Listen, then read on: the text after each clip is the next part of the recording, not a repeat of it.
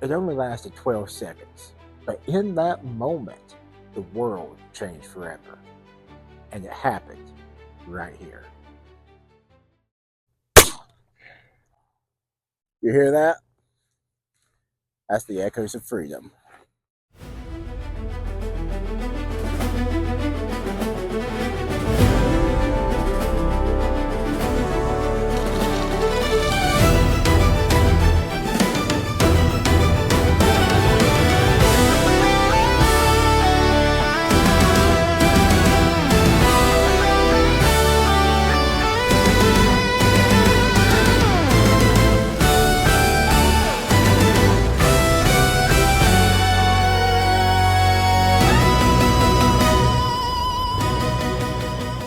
Today we've made the journey to the windswept dunes of Kitty Hawk, North Carolina, at the Outer Banks, the place where on December the 17th, two men from Ohio come and do something absolutely amazing and prove that human flight was no longer a dream.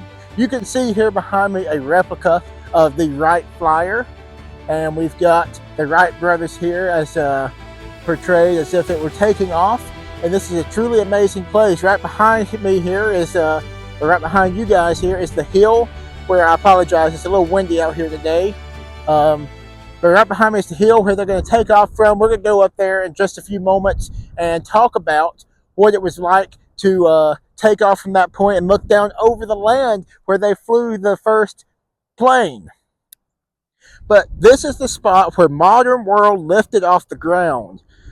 But to really understand why this happened here, you have to start hundreds of miles away at a bicycle shop in Dayton, Ohio. So Wilbur and Orville Wright were not trained engineers. They did not have government funding. They didn't even have a university laboratory. They ran a bicycle shop. But bicycles taught them something crucial: balance and control. They realized that the biggest problem with flight wasn't power, it was how to control a machine in the air. Wilbur once wrote, "It is possible to fly without motors, but not without knowledge and skill." So they studied everything they could to find out about bird flight, gliders, and aerodynamics. And when they were ready to test their ideas, they went looking for the perfect location. What better place than North Carolina? So why North Carolina? They wrote to the U.S. Weather Bureau asking for a place with steady winds. You can hear the wind in the microphone. It's pretty windy. A soft landing ground. Can't get much softer than this. Nice, soft, sandy soil. Open space. Plenty of open space around. And isolation for testing. And this is pretty isolated here in Kitty Hawk. Kitty Hawk had it all. Strong coastal winds, sand that wouldn't destroy a crashed glider, and a remote landscape where two unknown inventors could fail over and over without an audience. So beginning in 1900, the Wright brothers came here year after year, and they failed a lot. Their early gliders didn't generate enough lift. Their calculations were wrong, their machines crashed, they battled storms, heat, cold, mosquitoes, and loneliness. At one point, Wilbur wrote, "Not within 1,000 years would a man ever fly." But they did not quit. Instead, they built a wind tunnel back in Ohio, tested over 200 wing designs, and rewrote the science of aerodynamics. And that's the breakthrough. So the real invention is that the engine gets the headlines, but it wasn't the real invention. The Wright brothers created 3-axis control, wing warping, a movable rotor, and a working system for steering in the air. Every airplane in the sky today still uses the same control system. So when they returned to Kill Devil Hills in 1903, they weren't just testing a machine, they were proving a theory. So we're going to move now to the big hill behind me. I'll flip the camera so you can kind of see where we're going. We're going to go to where they took off with their first flights here in 1903. Let me just flip this camera around so you can see. That up there is where we're going here in just a moment. You can see the monument that says Wilbur Orville Wright. And we're going to head up the hill here momentarily. All right, guys, so we're standing here now at the Wright Brothers Memorial itself. I'll try to remember to throw up a picture of it for you guys to see what it looks like from the front side. We're on the back side now of it. But I'm just going to walk around. This is where they would have taken flight. As I'm walking, I'm just going to tell you, it was cold. The wind was blowing 27 miles an hour, kind of like you can hear in the microphone right now. 5 men nearby from the nearby life-saving station came to help. At 10:35 a.m., Orville Wright lay on the lower wing of the flyer and Wilbur ran alongside. The machine lifted into air. 12 seconds, 120 feet. So they went off this hill, down into the valley down below. 12 seconds, 120 feet. The first controlled powered flight in human history. 3 more flights would follow that day, the final one being 59 seconds at 852 feet. And just like that, the world changed. We had aviation. We're going to keep on moving around. Down below me, if you can see those 2 wood buildings where we're going next, that is the first in flight marker, the landing marker. And right, those 2 buildings there is actually their workspace here on site at Kitty Hawk. So we're going to make our way down there here in just a moment. We're here at Kitty Hawk. Be right back.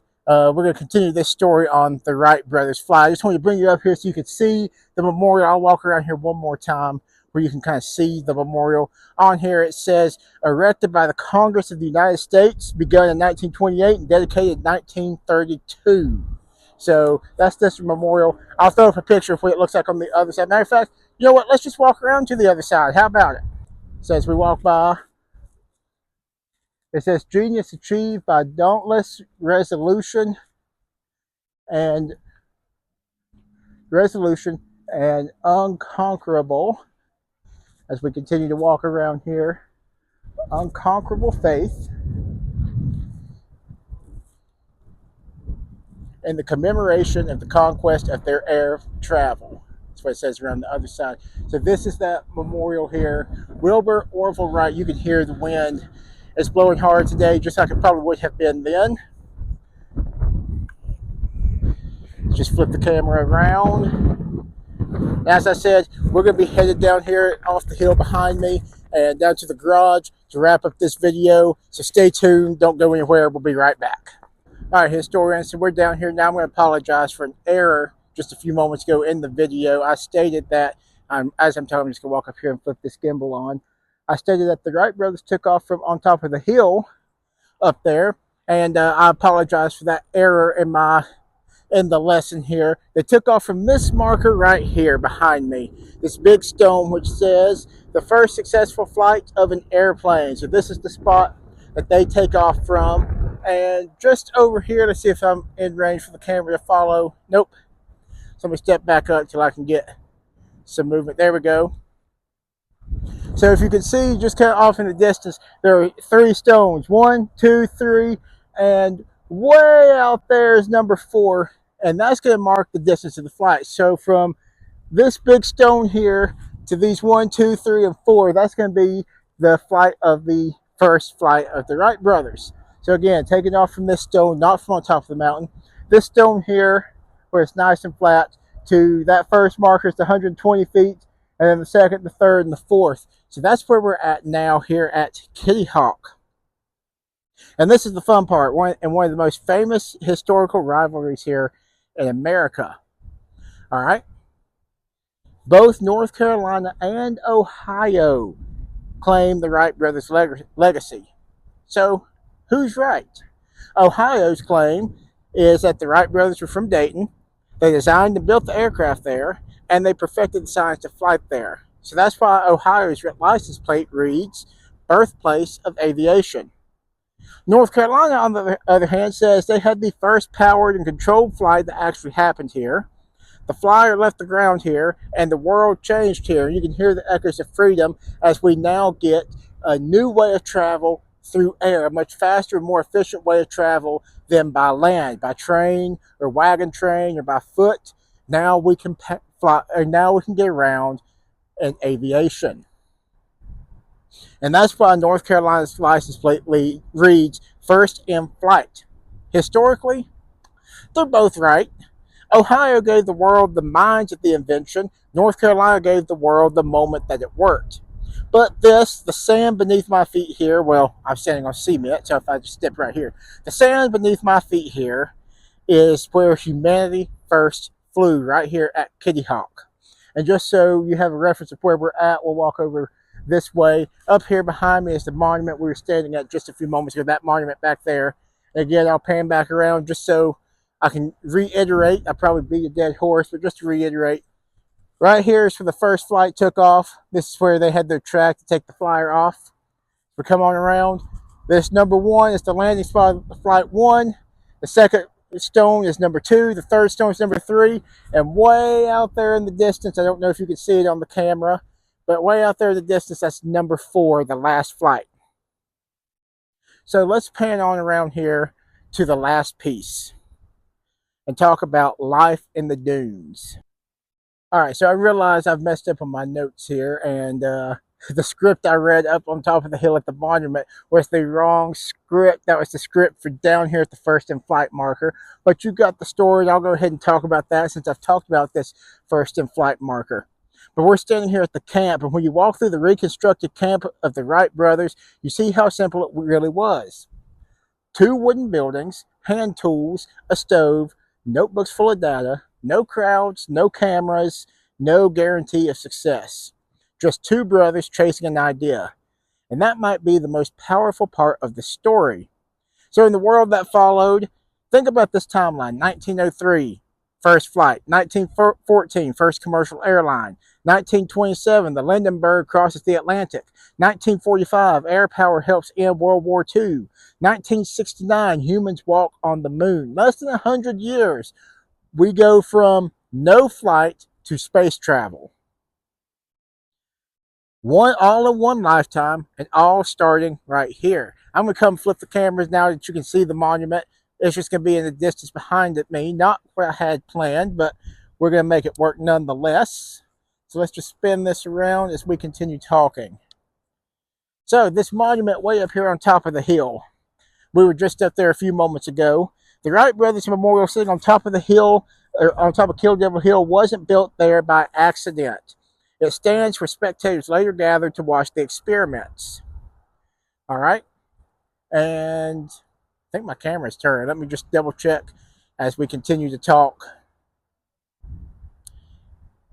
There we go. It's a reminder that it wasn't just mechanical issues, but a turning point for humanity. The sky stopped being the limit. So standing here at Kitty Hawk, we realized something. The first flight wasn't long. It wasn't high. It wasn't fast.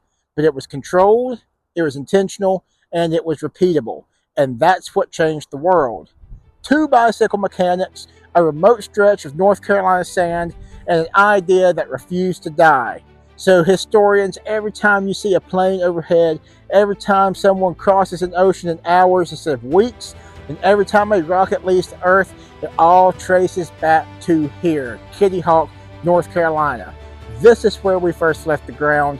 This is where history happens. We're listening to the echoes of freedom leading us to American aviation, worldwide global aviation, and space travel. It all starts here at Kitty Hawk, North Carolina. I'm Smith McNeill. I will see y'all on the past. Has so many stories to tell, and we're just getting started. If you're ready to uncover them with us, like, subscribe, and join the mission. You can follow along on all our socials via the link below. Thank you for tuning in this week, and as always, we will see you on the next adventure.